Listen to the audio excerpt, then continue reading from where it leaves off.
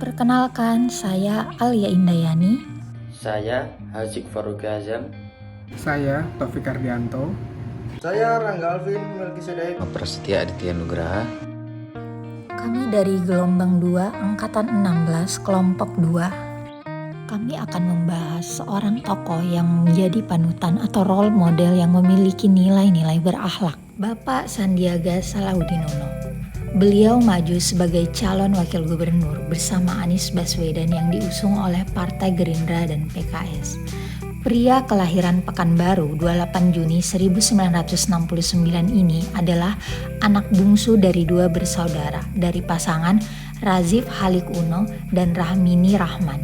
Ayahnya bekerja di perusahaan Caltex di Riau dan ibunya terkenal sebagai pakar pendidikan kepribadian.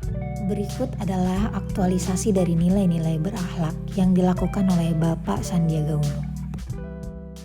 Menteri Pariwisata dan Ekonomi Kreatif Sandiaga Uno menghadiri undangan Presiden Majelis Umum Perserikatan Bangsa-Bangsa di New York, Amerika Serikat. Seusai memberikan sambutan di event high-level thematic debate on tourism yang diadakan di United General Assembly Hall, New York, Amerika Serikat, Menteri Pariwisata dan Ekonomi Kreatif Indonesia Sandiaga Salahuddin Uno berbicara di sidang umum PBB. Dalam sidang, Menteri Sandi menyebutkan bahwa Indonesia saat ini menjadi acuan dunia dalam penanganan pandemi COVID-19 dan keberhasilan dalam membangkitkan sektor pariwisata pasca 2 tahun dihantam pandemi. Sandiaga juga membahas community-based tourism yang diimplementasikan dalam program pengembangan desa wisata yang menjadi salah satu upaya membangkitkan pariwisata Indonesia pasca pandemi.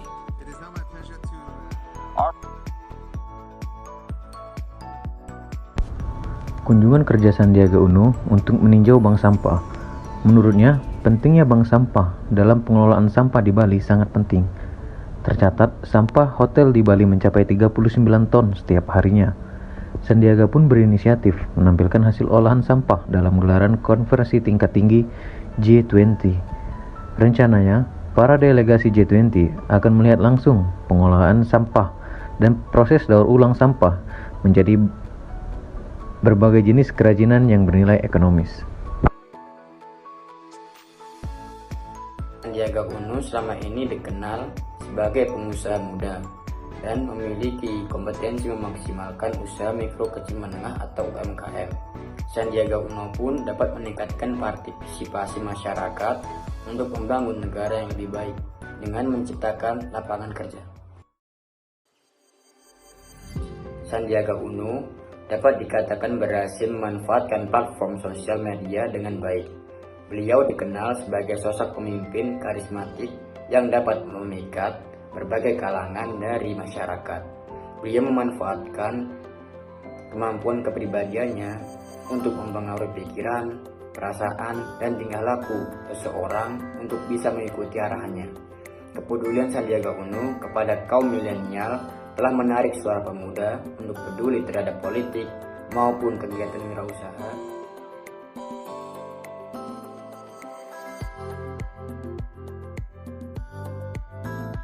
Loyalitas Sandiaga Uno dibuktikan dengan membangkitkan pariwisata Indonesia dengan menghadiri sidang umum PBB. Dalam sidang, Pak Sandiaga menyebutkan bahwa Indonesia saat ini menjadi acuan dunia untuk penanganan pandemi COVID-19 dalam membangkitkan pasca 2 tahun dihantam pandemi.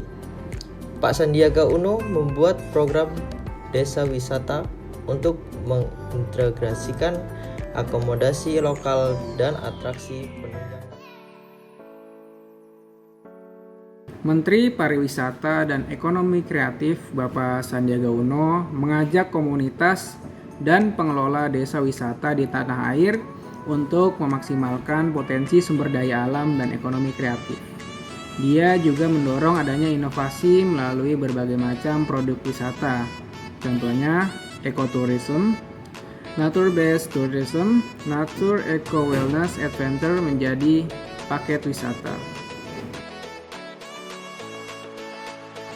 Bekerja sama dengan berbagai negara menyajikan wisata yang berkelanjutan, membuat wisatawan berkunjung lebih lama di destinasi pariwisata atau length of stay.